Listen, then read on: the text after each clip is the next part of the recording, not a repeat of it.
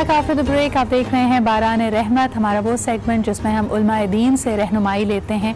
हमारा आज का सब्जेक्ट वही कि घरानों में मोहब्बत और इखलास कैसे लाया जाए।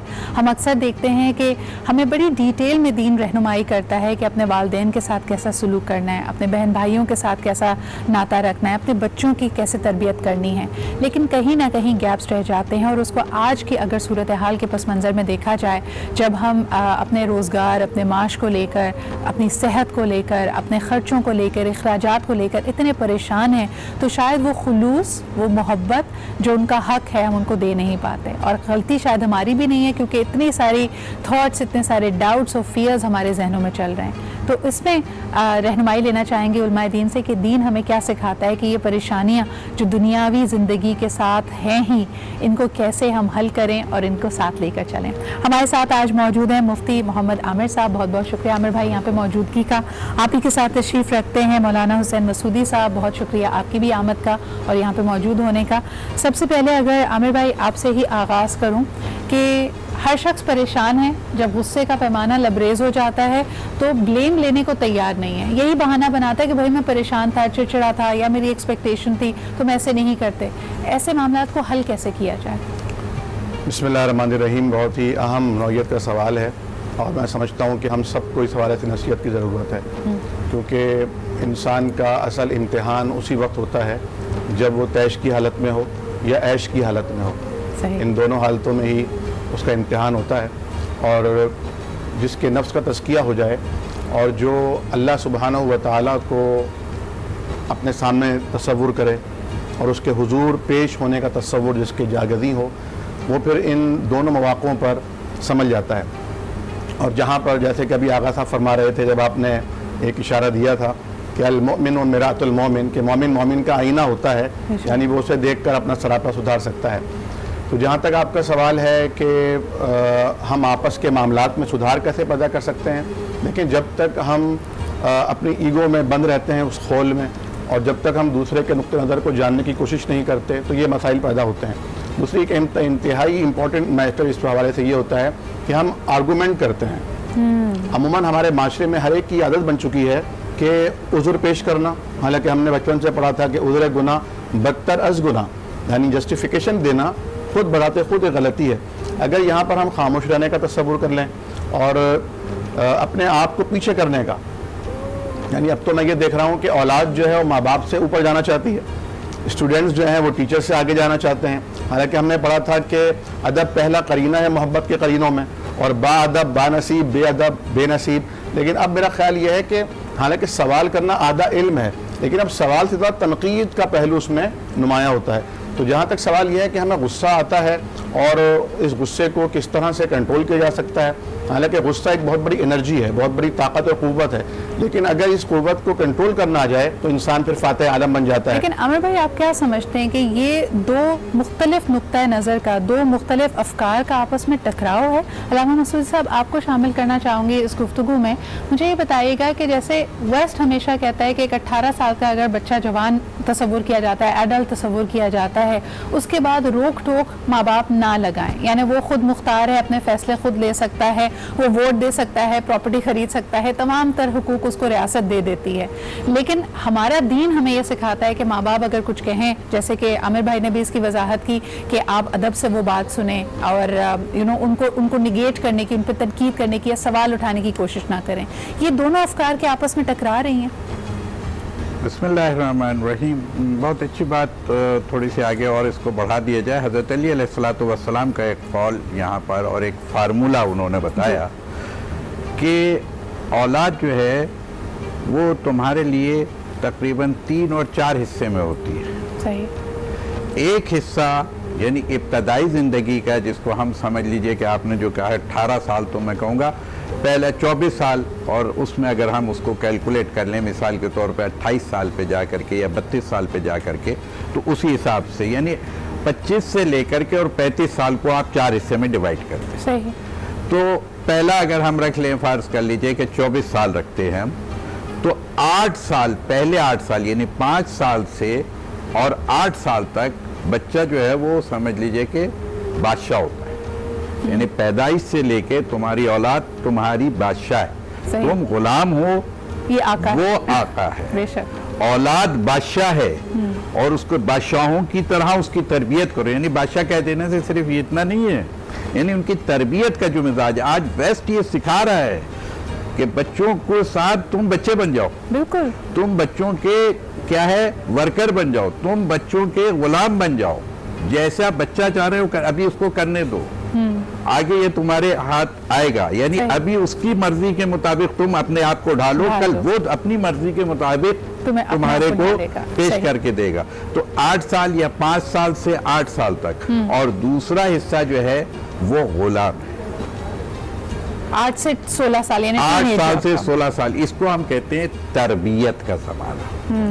اب اس کی انسٹیٹیوشن کا زمانہ شروع ہوا، اب اس کی تعلیم و تربیت کا. اسلام نے بھی نماز، روزہ، عبادات، تمام فرائض، ساری چیزیں. اور اس میں یہاں پر امام جعفر صادق علیہ السلام کا ایک قول بھی مجھے یاد آ گیا کہ دیکھو یاد رکھو کہ یتیم وہ نہیں ہے کہ جس کے ماں باپ مر جاتے ہیں، یتیم وہ ہے جس کے پاس علم و ادب نہ، وہ ہے اصلی یتیم. تو یہاں پہ تربیت کی اہمیت کتنی ہے کہ ماں باپ ہوں یا نہ ہو، اگر تربیت ہے تو وہ یتیم نہیں ہے. صحیح. تو یہ تربیت کا زمانہ ہے، اولاد کی تربیت کا زمانہ.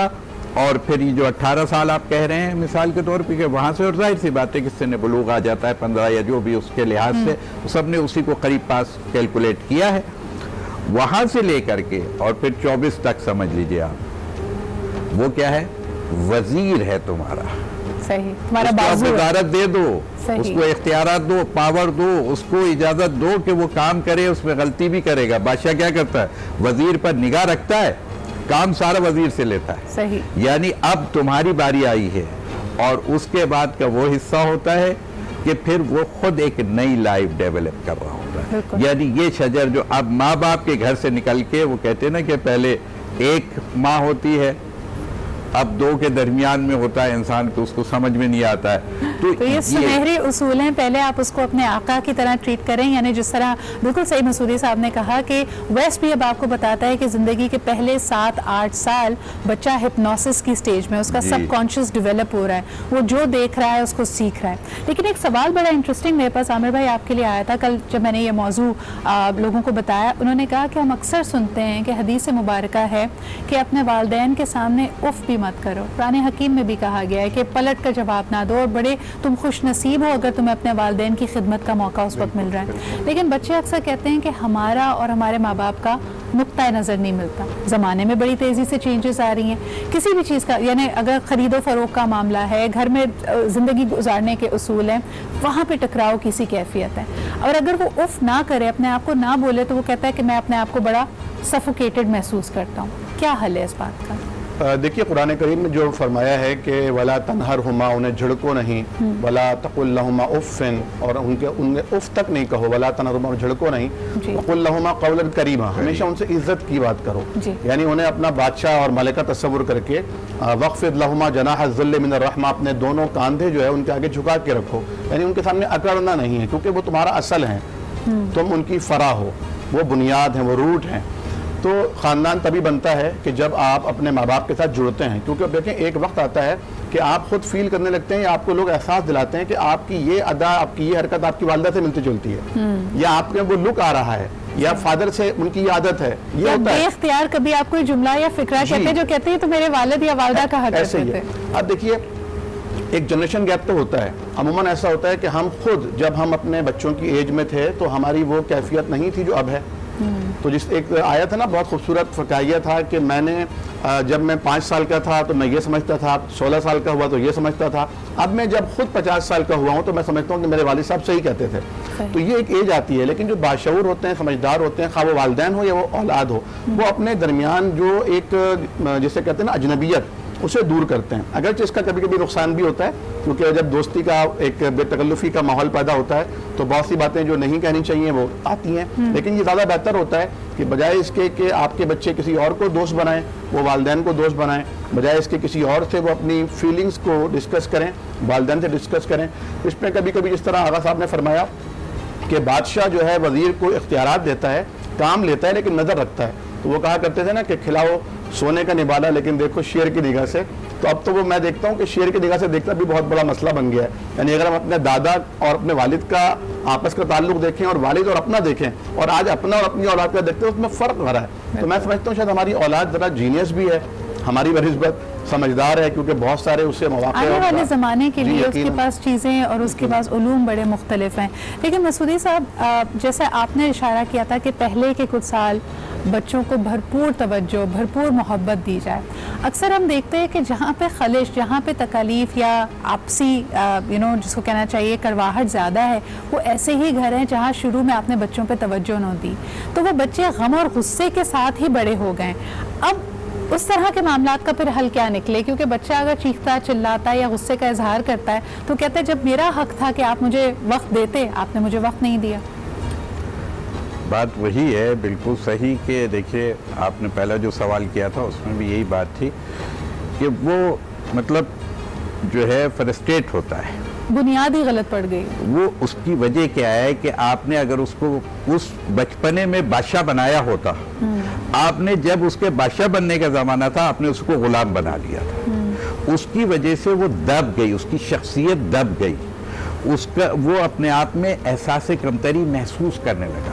और जब तक इंसान जितनी भी बुराई की तरफ जाता है, कभी भी वो आदमी के जिसको एहसास कमतरी ना हो, वो कभी बुराई का रास्ता इख्तियार नहीं करता, कभी गलती की तरफ नहीं जाता है।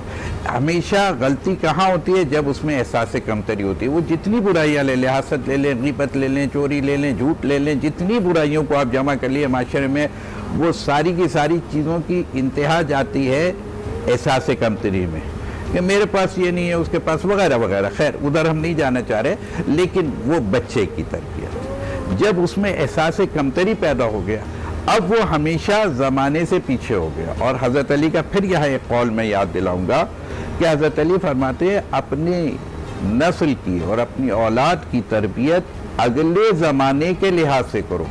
यानी क्या? यानी अपने ज़माने के लिहाज से नहीं करो, जब आप उसे अपने से आगे कर देंगे। और याद रखिएगा कि हर औलाद को बाप से आगे जाना है, हर शागिर्द को उस्ताद से आगे जाना है, लेकिन अभी नहीं। अभी शागिर्द के सीखने का दिन होता है। सही। बस मुश्किल कब आती है कि जब बेटा ये चाहे कि बाप मुझसे सीखने लग जाए। आप चलने से पहले दौड़ना शुरू कर दें, ये इर्तिका के मनाजिल हैं, आहिस्ता आहिस्ता ही नहीं मंजिलों को लेकर कह दूं, ताकि बाप आपसे नहीं सीखेगा, ये बात तय है। उस्ताद शागिर्द से नहीं सीखेगा, उस्ताद से शागिर्द ने सीखना है। अभी चूंकि आप जल्दी में हैं, जो आप जिस चीज की तरफ इशारा कर रही हैं, तो आप चाह रही हैं कि मैं आगे निकल जाऊं। नहीं, वो कभी भी बाप की तरबियत नहीं करनी है, बाप से तरबियत लेनी है। बिल्कुल। और यही मेरे ख्याल में वो ग्लू हो सकती है जिनसे आप अपने घरों को मजबूत कर सकते हैं, आपसी रवाबत को बेहतर कर सकते हैं। हमारे साथ इस वक्त प्रोग्राम में मौजूद हैं हाफिज़ अहमद रज़ा। अस्सलाम वालेकुम अहमद, बहुत बहुत शुक्रिया यहाँ पे मौजूद होने का।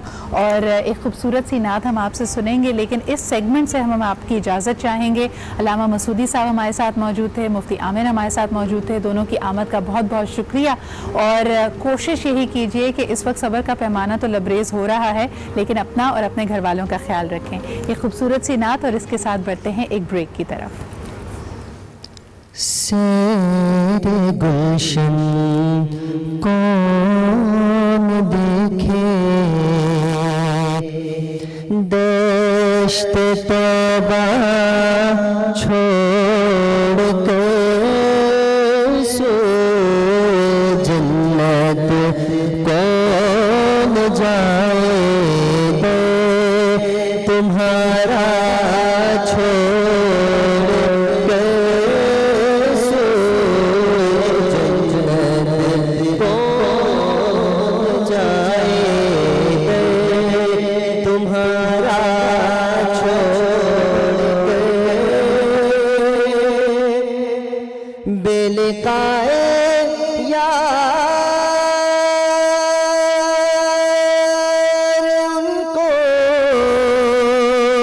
चैन आ जाता अगर बेलिकाए यार,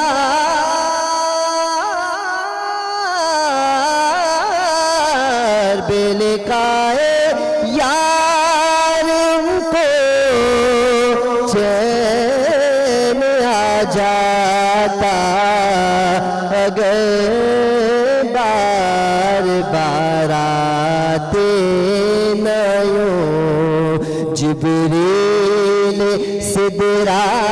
چھوڑ کر بار بار آتے نہ یوں جبریل سدرا چھوڑ کر سوئے جنت کون جائے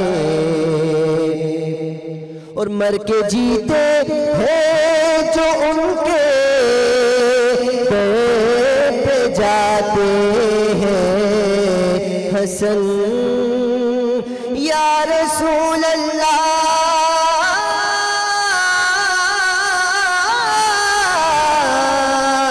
یا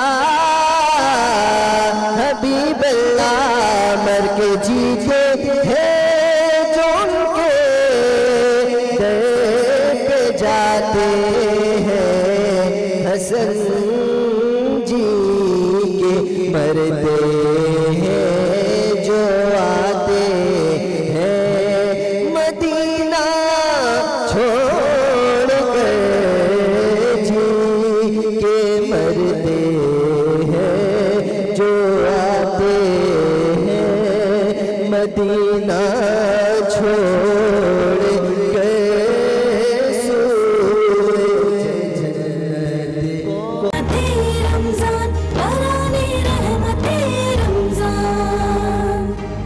welcome back after the break. آپ دیکھ رہے ہیں باران رحمت اور یقیناً اب وقت ہوا ہے تھرو آؤٹ ہم نے گفتگو کیونکہ گھر والوں کی گھرانوں کی ہم میں سے کچھ لوگ ایسے بھی ہیں جن کے گھر والے ان سے دور ہیں, کچھ رشتہ دار ہیں جو شاید دوسرے ملک چلے گئے ہیں اور آپ کے لیے یہ رمضان مختلف ہے لیکن بالکل ہی الگ انداز میں.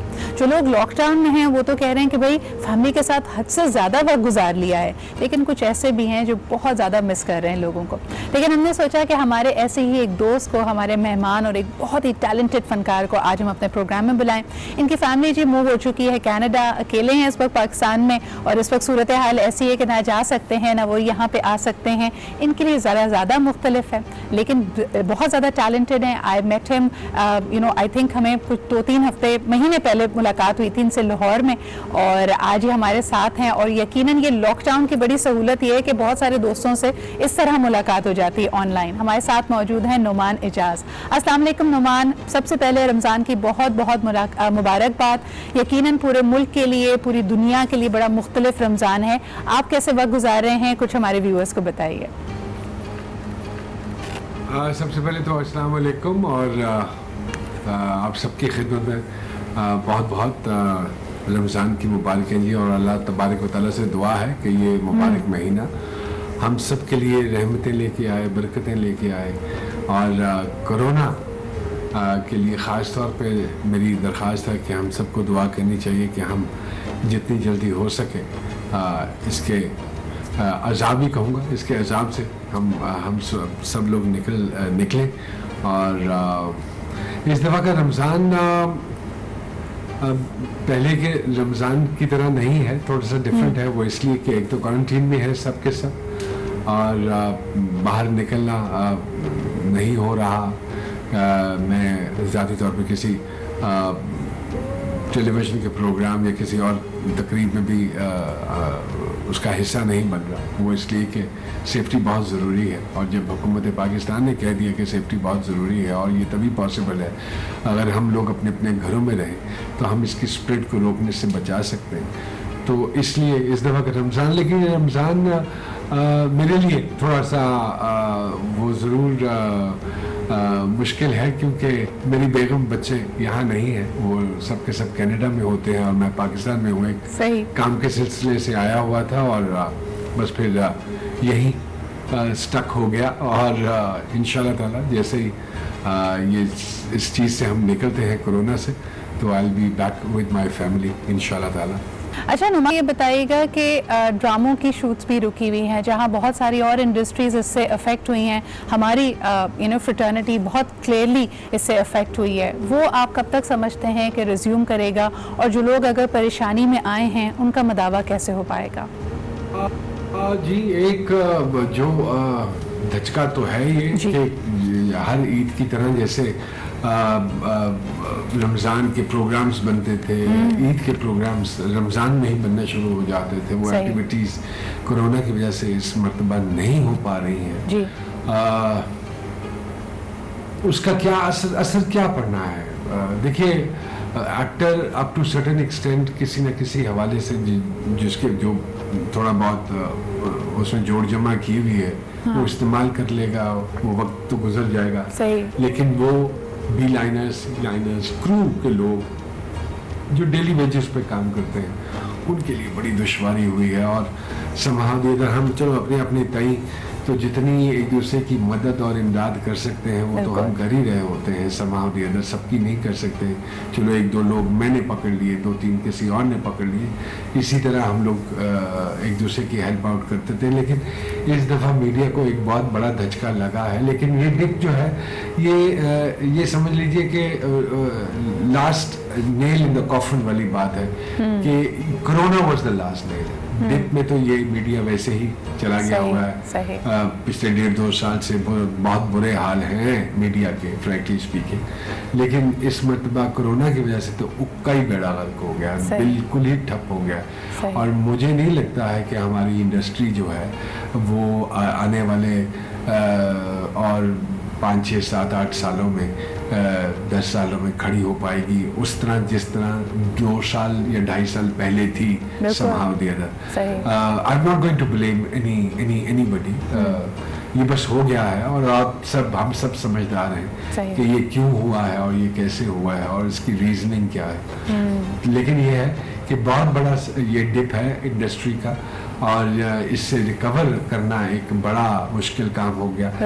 دکھ اس بات کا ہے کہ جن لوگوں نے اس انڈسٹری سے بہت کمایا، the broadcasters, the producer بیچارے نے بھی کیا کمانا ہے، اس بیچارے کے تو سارے پیسے ان براڈ کاسٹرز کے پاس پھنسے ہوئے ہیں. لیکن براڈ کاسٹرز کو اس برے وقت میں ضرور سامنے آنا چاہیے تھا اور فراغ دلی کا ثبوت دینا چاہیے تھا. اور اگر انڈسٹری دوبارہ کھڑی ہو گئی تو اس میں 2 ایلیمنٹس بہت امپورٹنٹ ہیں. ایک تو براڈ کاسٹر کا سامنے آنا اور واقعی ان بجٹس کے ساتھ کام کرنا، اور دوسرا ایڈورٹائزر کا، اور تیسرا سب سے امپورٹنٹ چیز گورنمنٹ. میں ذاتی طور پہ یہ سمجھتا ہوں کہ کچھ عرصے کے لیے یہ انڈسٹری جو ہے، اگر گورنمنٹ چاہتی ہے کہ یہ انڈسٹری سروائیو کر جائے تو اس کو ٹیکس فری کرنا پڑے گا، ورنہ I don't see any kind of a survival of. تو جہاں ہم باقی لوگوں کی بات کر رہے ہیں، of course people of the media fraternity require a relief as well. آپ نے بالکل صحیح کہا کہ براڈ کاسٹر کا اس میں کردار ہے، اس میں ایڈورٹائزر کا کردار ہے، گورنمنٹ کو بھی ریلیف دینی پڑے گی. لیکن نعمان ایک بات یہ بھی تو ہے نا کہ صرف ہماری ہی نہیں، دنیا بھر کی انڈسٹریز سے افیکٹ ہوئی ہیں. صرف پڑوسی ملک میں اگر دیکھیں، دنیا کی سب سے بڑی فلم انڈسٹری بالی ووڈ اس وقت اسٹینڈ اسٹل پر ہے. لوگوں کا کروڑوں روپے کا سرمایہ اس میں لگا ہوا ہے. وہ موویز جو بالکل تیار تھی سینما جانے کے لیے، اور آنے والے وقتوں میں بھی نہیں پتا کہ اگر یہ ریزیوم ہوتا بھی ہے تو اس کے بعد سینماز میں کب لوگ لوٹ کر آئیں گے. اور کیونکہ ذکر ہم بالی ووڈ کا کر ہی رہے ہیں، کل ہم نے دیکھا کہ پورے بر صغیر میں، پوری دنیا میں جہاں جہاں موویز کو، آرٹسٹ کو، اس فریٹرنٹی کو پسند کرنے والے لوگ، ان کے مداواز، ان کے مداح موجود تھے، وہ تمام اس وقت سوگ میں ہیں. کیونکہ ہم نے ایک کے بعد ایک 2 زبردست ایکٹرز کو کھویا ہے. Irrfan Khan and today we heard about Rishi Kapoor. ایسا لگتا ہے کہ یہ سی کا وار دوبارہ واپس آیا. پوری دنیا میں کرونا کی بات ہو رہی تھی. Both of them were struggling and suffering from cancer. اور مجھے اس وقت یاد آ رہا ہے کہ بڑی اچھی بات نعمان عرفان نے کہی کہ یہ شہرت جو ہے نا ایک بیماری ہے، اور اتنے مشہور اور بڑے نام، اتنے پائے کے فنکار آج جب اس دنیا سے رخصت ہوئے ہیں تو ان کے مداح، ان کے فینز ان کے آخری رسومات میں بھی نہیں آ سکتے. تو یہ قدرت کا کھیل ہے. لیکن جناب اس موقع پہ ہماری یہی فریٹرنٹی، یہی شوبز کے ستارے ہماری ہمت بھی بڑھاتے ہیں. تو آپ سے پوچھنا چاہوں گی نعمان، کوئی آخری میسج لوگوں کو دینا چاہیں گے؟ میسج ہم دے دیتے ہیں، اس پہ عمل پتہ نہیں ہوتا ہے یا نہیں کرتا. لیکن میں ذاتی طور پہ یہ سمجھتا ہوں، میرا تو پیغام یہی ہے کہ خدا را اپنے اندر جو احساس کا ایلیمنٹ آپ نے کسی نہ کسی وجہ سے مار دیا ہے، دبا دیا ہے، پلیز اس ایلیمنٹ کو دوبارہ جگائیے، ایک دوسرے کا احساس کیجیے، ایک دوسرے کا احساس کیجیے اور ایک دوسرے کا احساس کیجیے، ایک دوسرے کی مشکلوں کو سمجھیے، ایک دوسرے میں پیار سپریڈ کیجیے. اس کورونا کی وجہ سے اپنے اندر کی کلینزنگ کیجیے، بیٹھ کے اپنی خامیوں کو درست کیجیے. یہ بہترین موقع اللہ پاک نے آپ کو دیا ہے اور یہ رحمتوں والا مہینہ ساتھ دیا ہے. اس کے حضور گڑ گڑا کر دعا مانگیے کہ اللہ پاک ہم سے جو غلطیاں ہوئی ہیں وہ ہمیں ایک موقع دے دے، معاف کر دے. اور اس موقع جب آپ مانگیں گے اللہ پاک سے تو پلیز اس پہ پابند رہیے گا اور اپنے اندر ایک پازیٹیو چینج، تبدیلی لے کے آئیے گا. یہ بہت خوبصورت ملک ہے، اس کے ساتھ زیادتی مت کیجیے.